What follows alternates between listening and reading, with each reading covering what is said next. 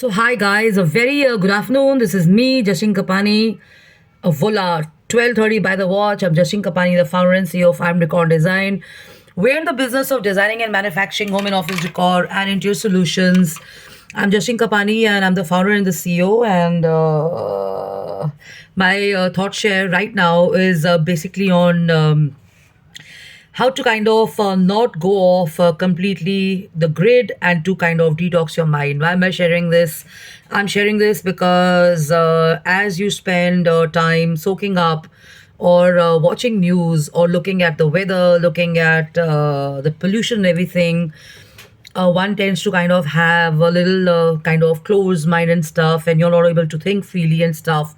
So, what is it that you must do? And you'll also take note that if you watch something previously in the night before sleeping, when you wake up in the morning, it might play on the minds of a few people and stuff. So, what does one do to kind of take charge of the mind and kind of get back into that positive state of mind to get back to their work and stuff? Okay, it may take a conversation with a few friends and family and stuff like that, but the point is, if your friends and family are not there, what do you do?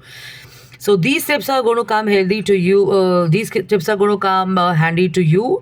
First of all, what's important is know the reason why you're feeling in a certain fashion. The moment you start knowing why you're feeling in a certain fashion, is it positive, is it negative, start eliminating that and start cutting away from it and stuff. Okay, and then is travel to a place which makes you kind of relive culture. So let's say you have a certain place which you've been thinking about and you've not visited. Go drop in there, enjoy yourself there, and kind of stop thinking only about once upon a time I visited there and I'm going to now go there a few years later, whatever. Do it now, okay? Create physical solutions for emotional problems. So people kind of uh, so people when they get upset, they want to kind of seek a way to kind of eliminate the reason why they're feeling upset. So the negative emotions that you're having are actually calling for an action to understand why you're feeling that way. And the term is called mental gymnastics. Sometimes you'll watch something and you feel angry, sometimes you'll feel upset, and sometimes you just want to box somebody's face and stuff, which I hear a lot of boys who want to do it or men who want to do it and stuff. But the point is, you're not able to do it. So the reason is you have to find out the reason why you're feeling that way, and then you have to kind of detox your mind and you have to let go of that persistent high or low which is being created in your head, and start focusing in a way of creating an actual solution for yourself. Okay, if you have to disconnect. If you have to kind of do something like reading a book or walk or kind of do some work or something or meditation, do that. And this is something which people don't know. It's called emotional toxicity. So yesterday I was taking a walk in the sector, and I had my neighbor walking with me. So he's a boy who's come from Assam, and we were having a chat on sports and stuff like that. And we got talking about what he likes, and he likes cricket, and he likes tennis, and he likes some other sports. And we got talking about a few players and stuff. And obviously Virat Kohli came onto the mind, and his thoughts were that Virat Kohli is toxic, and I did not say that. He was the one who said that. And I came back thinking about it.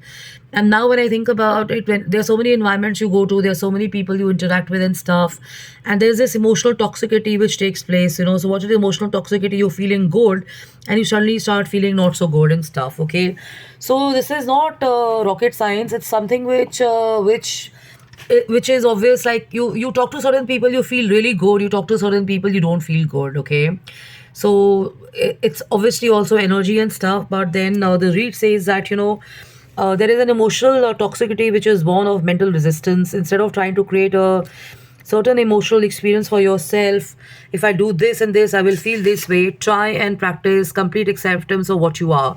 So I shared this in one of the forums. I remember we did something on Lions Club, and we did something on United Nations, and we did something with Marva Studio as well during Corona.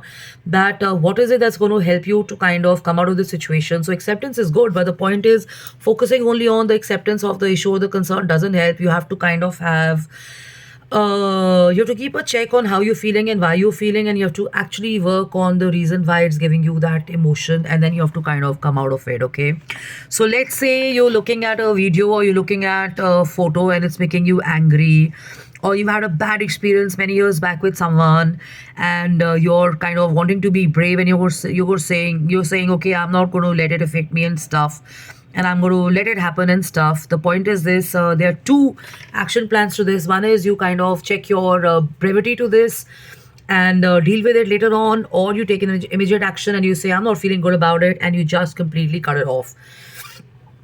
So identify the reason why you're feeling this way.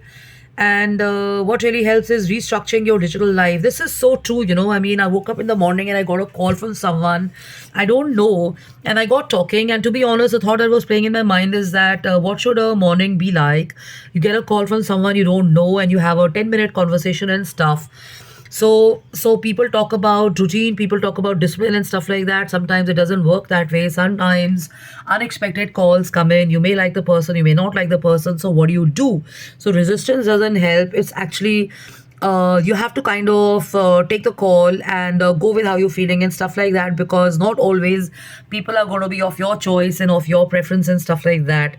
But yes, of course, I mean, after you had a chat, you can always take a call. Do you really want to talk to the person again? Do you really want to be in touch with that person or not? If you answer those two questions, you know the answer. Do I want to go ahead, or do I not want to go ahead? Escapism doesn't help. Facing it does. Okay.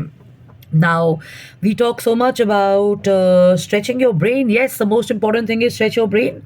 I mean, I've just had a 30 minutes conversation around work with someone, and I'm feeling a little like, not so energized and stuff like that. So, what do I do? I mean, I just don't sit around here and think about the conversation and think about, oh shit, I mean, I've had a chat and I have no energy and I'm feeling so low and I'm so taken it and I don't have the time to do this and I can't do that and stuff. You have to be willing and you have to identify ways to come out of it. Okay, go for a walk, read a book, start listening to some music, chant, and I mean, whatever works. It doesn't have to be the same thing. Think about your golf game, think about your products, think about stuff you love, do that. Think, soak up the weather. And then the author is saying that, dismantle the parts of your life which are outdated. So when you've not been in touch one for touch you've not been in touch with people for so many years, they're not in touch with you and stuff, try and get out of the situation and try and either block them off or just discontinue being friends and associates with them, because if you've not been in touch with someone for more than a year or 2 years and stuff, it makes no sense. They may be taken in by their work or whatever, but if it is a genuine relationship or an association, it's going to bounce off from where you left it and stuff. Write down what you hate about people and situations and stuff. So people do this, mental analysis. I do it. I mean, everybody does it. If I don't analyze, if I don't kind of look into my thoughts, what makes me feel good, what doesn't make me feel good, I'm not going to kind of work about things which make me feel positive and amazing. Okay. So rather than punishing yourself, write down what you hate about other people. And the point is, what you hate about the other people, I've shared this before, an annoying neighbor and everything is actually telling you more about you than about the other people. So let's say a neighbor comes in and you're annoyed by it, but the point is, why you're annoyed? I mean, what is it about the neighbor which is annoying you? So when you identify that, next time when you have a meeting with that neighbor, try and work on your own emotion rather than blaming everything on the neighbor and stuff. This is the toughest one, but it really helps. And when you're clear what is it that you like and what is it that you don't like, you could probably focus on what you like about the person. You don't have to be a case of extremes. Just be in moderation, just be neutral, just be kind of balanced about it and stuff. And yes, of course, there are situations where you do get extreme disgust or hate about people and stuff, but the point is, hate and dislike is too strong a word. There are definitely certain things about people which you may like. So nullifying people and calling them off and saying, you know what, yes, I ये वैसा, it doesn't help. It doesn't help, because what you've done is you put it in your mind and you've typecasted that कि बंदा ऐसा ही है या बंदी ऐसी है, this person is exactly like this and the person is exactly like that, and you're never going to kind of move on from it, and you're not going to be able to talk to them on a daily situation. So rather than blacklisting people, rather than putting people in a negative situation in your head and stuff, I'm sure you can focus on at least some positives and stuff. So this helps a lot actually. So it's more about self work rather than